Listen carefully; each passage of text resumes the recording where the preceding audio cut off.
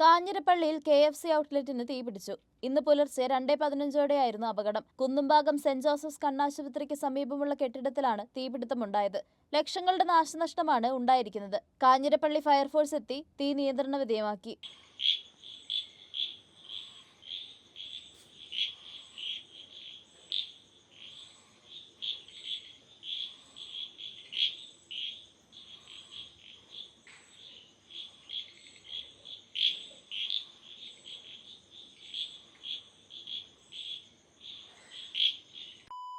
പോപ്പിക്കൂടെ വിട്ടൊരു കളിയില്ല.